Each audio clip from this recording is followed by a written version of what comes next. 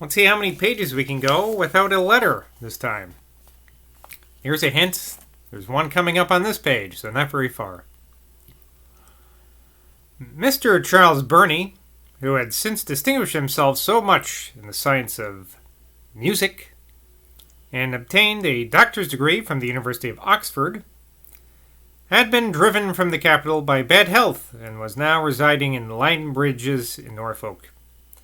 He had been so much delighted with Johnson's Rambler and the plan of his dictionary that when the great work was announced and the newspapers had nearly finished, he wrote to Dr. Johnson, begging to be informed when and in what manner his dictionary would be published, entreating as it should be by subscription or he should have any books at his own disposal to be favored with 6 copies for himself and friends.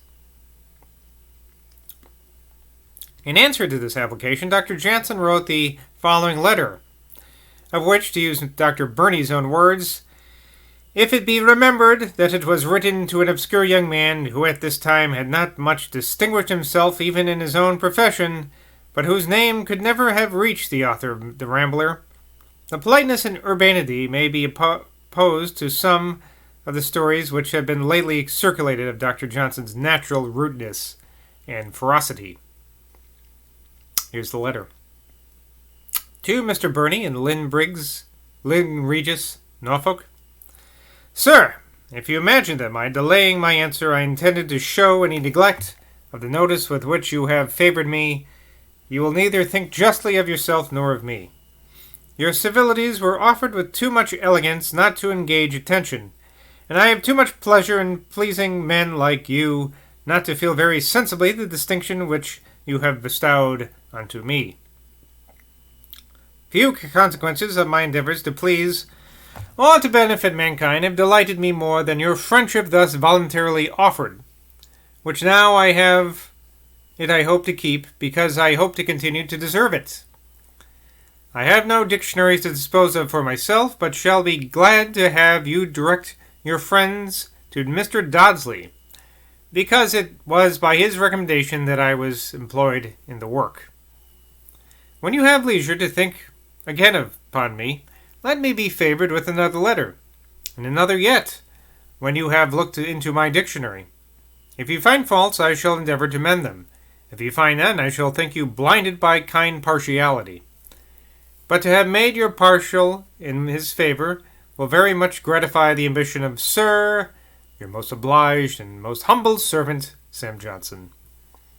Gow Square, Fleet Street, April 8th, 1755. Well, that's a nice letter, isn't it?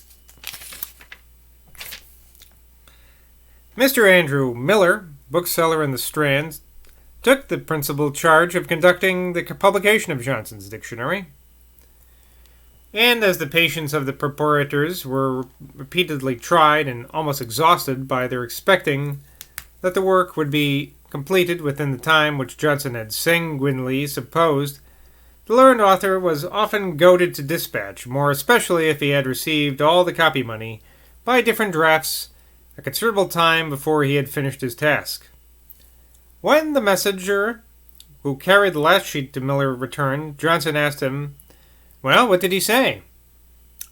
"Sir," answered the messenger, "he said, 'Thank God, I have done with him.'" "I am glad," replied Johnson with a smile, "that he thanks God for anything."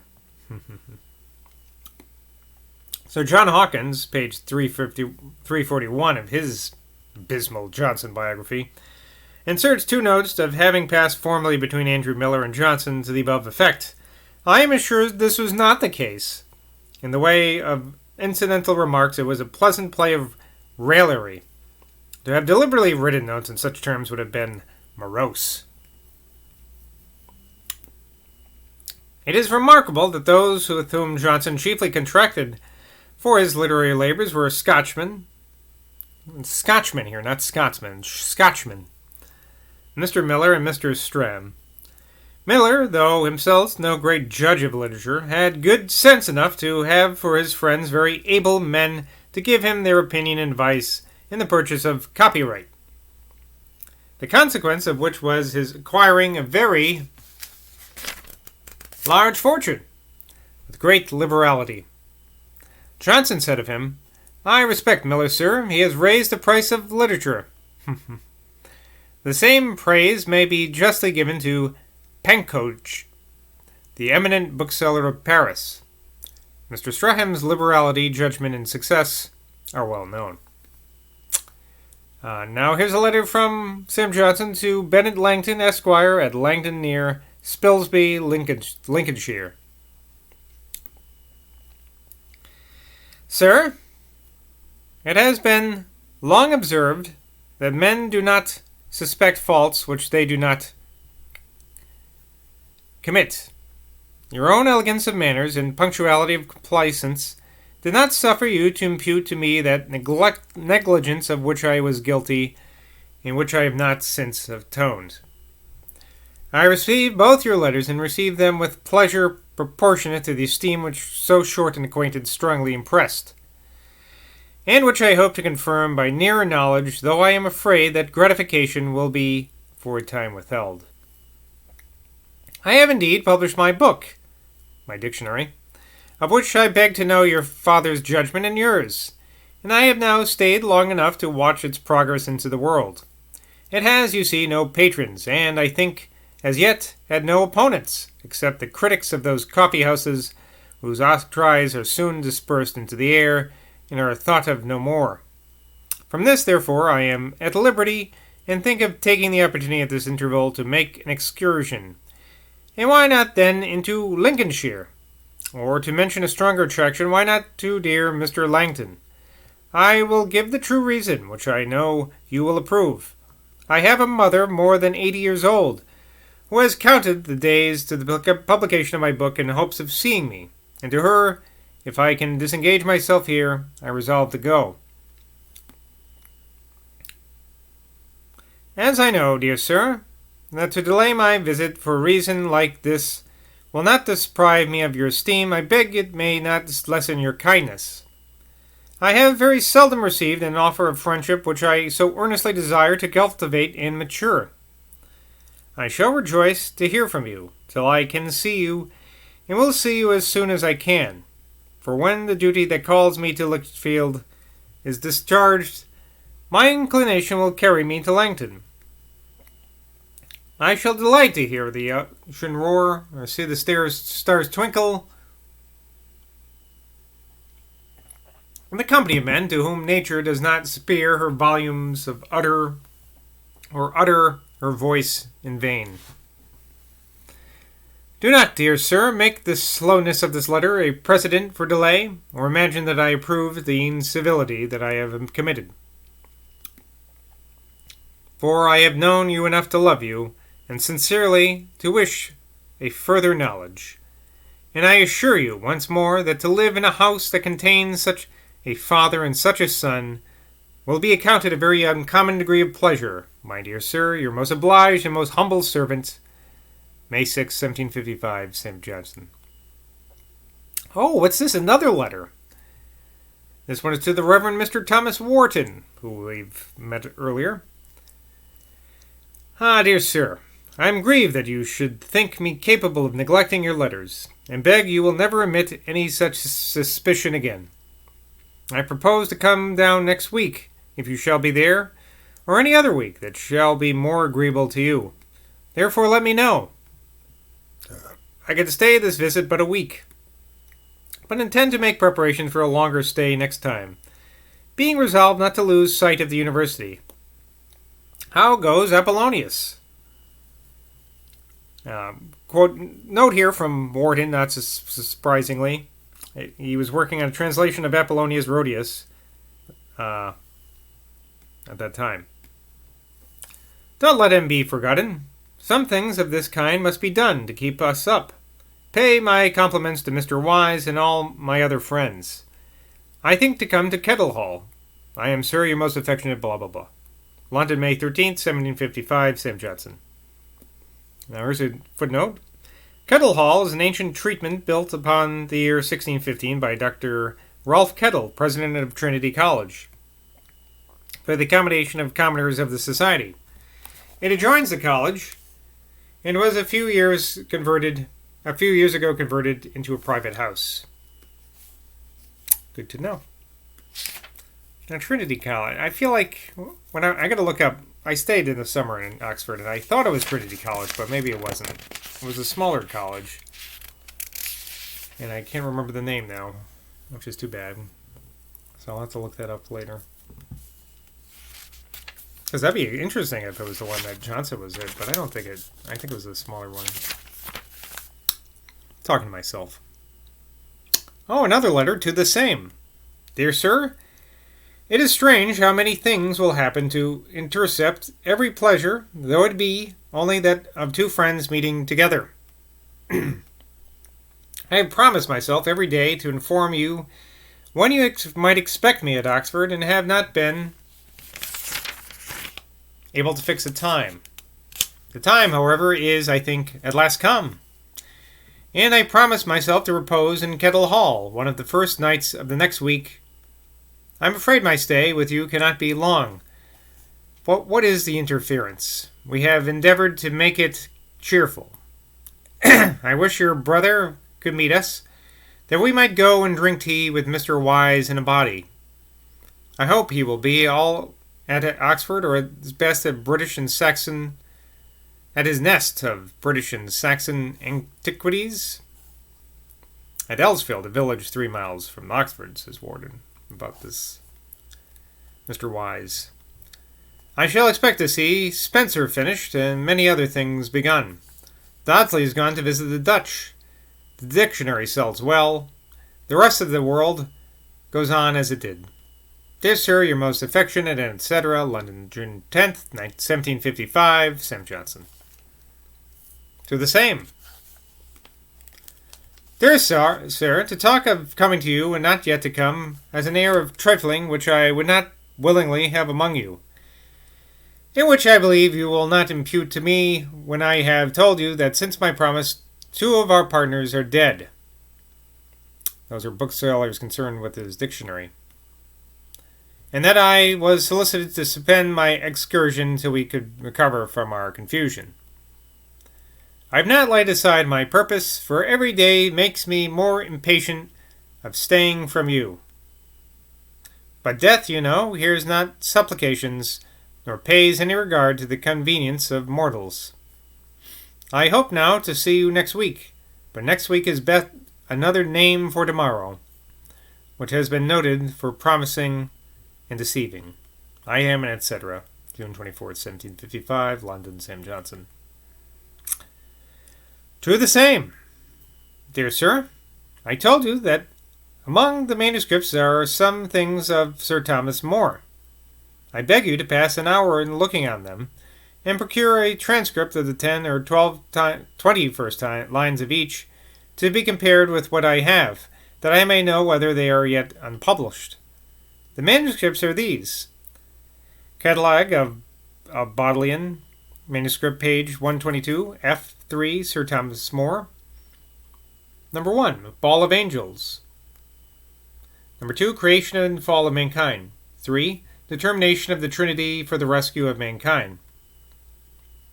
4, 5 Lectures of Our Saviour's Passion. 5, Of the Institution of the Sacrament, 3 lectures. 6, How to Receive the Blessed Body of Our Lord Sacramentally. 7, Neomia, the New Moon.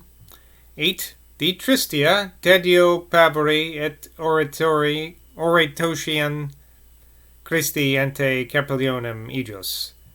Of Sir Thomas More, Resignation of the Great Seal into the King's Hands. Catalogue, page 154. Life of Sir Thomas More. Whatever Ropers, page 363. De Resignatione Magni Sigilli in Magnus Regis per de Thomas Morum. More's Defense of Folly. Page 364. Mores Defensio Moriori. Oops, I got this wrong. Of the Passion, Weariness, Fear, and Prayer of Christ before his arrest was the first one. Who cares? Never mind. Maybe I should just stop reading these footnotes. Nah, I'm going to keep on reading them. If you procure the young gentleman in the library to write out what you think fit to be written, I will send to Mr. Prince, the bookseller, to pay him what you think proper. Be pleased to make my compliments to Mr. Wise and all my friends. I am, sir, your affectionate, etc., London, August 7th, 1755, Sam Johnson. So that's a couple months after that previous letter from June 24th. Anyway, I think we're done with, we're done with letters for, for a couple pages now, at least a good while. Yeah, we got through those Warden letters. That's exciting. Oh boy. Those were a pain. The dictionary with the grammar and history of the English language being now at length published in 2-volume folios, the world contemplated with wonder so stupendous a work achieved by one man, while other countries had thought such undertakings fit only for whole academies. Vast of his powers were. I cannot but think that his imagination deceived him when he supposed that by constant application he might have performed the task in 3 years. Let the preface be attentively perused, in which he is given in a clear, strong, and glowing style a comprehensive yet particular view of what he had done, and it will be evident that the time he employed upon it was comparatively short. I am unwilling to swell my book with long quotations from what is in everybody's hands, and I believe there are a few prose compositions in the English language that are read with more delight, or are more impressed upon the memory than their preliminary discourse. One of its excellencies has always struck me with peculiar admiration. I mean the perspicuity with which he has expressed abstract scientific notions.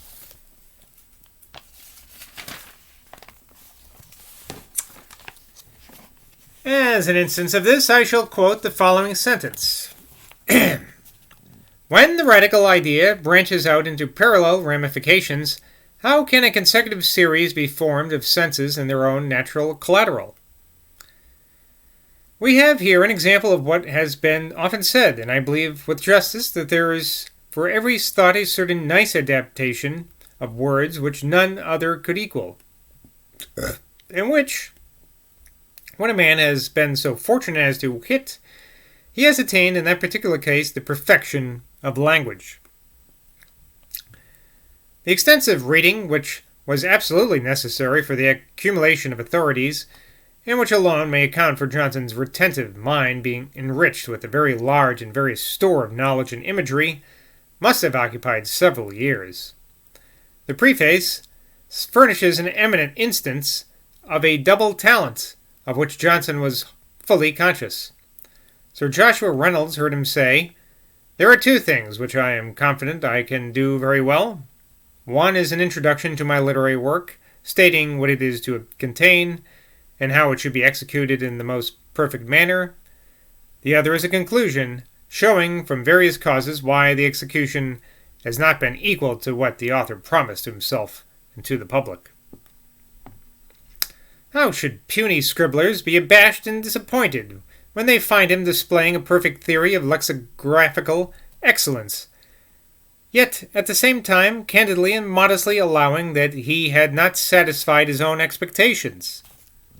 Here was a fair occasion for the exercise of Johnson's modesty, when he was called upon to compare his own arduous performance, not with those of other individuals, in which case his inflexible regard to truth would have been violated had he affected diffidence, but with speculative perfection, as he, who can outstrip all his competitors in the race, may yet be sensible of his deficiencies when he runs against time. Well might he say that the English dictionary was written with little assistance of the learned, for he told me that the only aid which he received was a paper containing 20 etymologies, sent to him by a person then unknown, who he was afterwards informed was Dr. Pierce, Bishop of Rochester. The etymologies, though they exhibit learning and judgment, are not, I think, entitled to the first praise amongst the various parts of this immense work. The definitions have always appeared to be to me such astonishing proofs of acuteness of intellect and precision of language as indicate a genius of the highest rank. This it is which marks the superior excellence of Johnson's dictionary over others equally or even more voluminous, and must have made it a work of much greater mental labor than mere lexicons or word books, as the Dutch call them. They who will make the experiment of trying how they can define in few words of whatever nature will soon be satisfied of an unquestionable justice of this observation, which I can assure my readers is founded upon much study and upon communication with more minds than my own. Well, that's the end of that. So I don't think there's any letters for a little bit. So, kind of excited about that. Till next time, bye from Boswell.